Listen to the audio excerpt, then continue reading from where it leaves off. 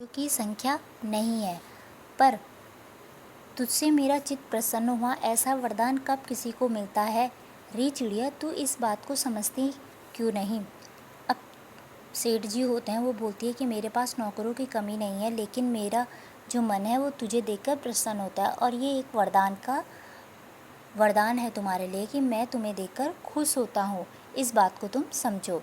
सेठ चिड़िया, मैं नादान हूँ, मैं कुछ समझती नहीं, पर मुझे देर हो रही है, मेरी माँ बाट देखती होगी। अर्थात अब चिड़िया कहती है कि मैं नादान हूँ, मुझे कुछ समझ में नहीं आता है, अब मुझे जाने दीजिए, मेरी माँ रास्ता देख रही होगी। सेठ, ठहर ठहर, इस अपने पास के फूल को तूने देखा, या एक है, ऐसे अनगिनत फूल मेरे बगीचे में है, वे भांति भांति के रंग के हैं, तरह तरह की उनकी खुशबू है। चिड़िया, तैने मेरा चित्त प्रसन्न किया है, और वे सब फूल तेरे लिए खिला करेंगे। वहाँ घोंसले में तेरी माँ है, पर माँ क्या है, इस बहार के सामने तेरी माँ क्या है।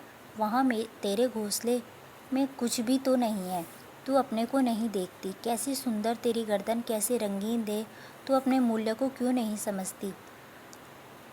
मैं तुझे सोने से मनकर तेरे मूल्य को चमका दूंगा। तैने मेरे को चित्त को प्रसन्न किया है, तू मत जा, यही रह।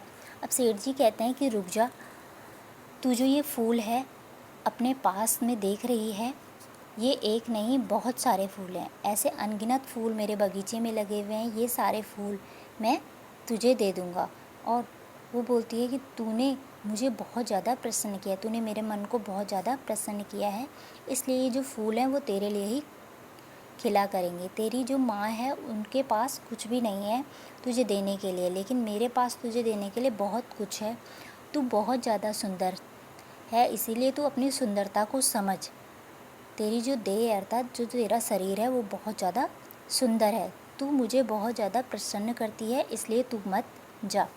चिड़िया, सेठ, मैं अपने को नहीं जानती, इतना जानती हूँ कि माँ मेरी माँ है और मुझे यहाँ देर हो रही है। सेठ, मुझे रात मत करो, रात में अंधेरा बहुत हो जाता है और मैं राह भूल जाऊँगी। अब चिड़िया कहती है कि मुझे देर मत करो, अब रात होने वाली है और रात में अंधेरा होता है तो मैं रास्ता भूल जाती हूँ। सेठ ने कहा, अच्छा चिड़िया, जाती हो तो जाओ, पर इस बगीचे को अपना ही समझो, तुम बड़ी सुंदर हो। अब चिड़िया बोलती है, तो अगर तुम्हें जाना है तो जा लो, लेकिन तुम इस बगीचे को अपना ही समझना।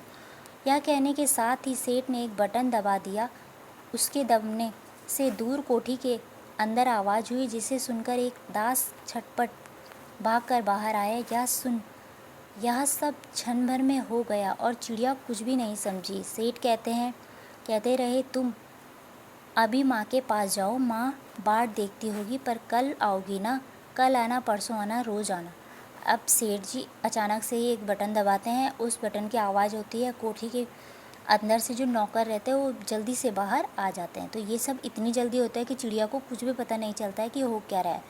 सेठ जी चिड़िया को अपनी बातों में बहला रहे रहते होते हैं कि तुम्हारी माँ रास्ता देख रही होगी, तुम जाओ, तुम कल आना, यहाँ परसों आना, जब तुम्हारी मर्जी होगी तुम आ जाना। यह कहते कहते दास को सेठ ने इशारा कर दिया, वह चिड़िया को पकड़ने के जतन में चला।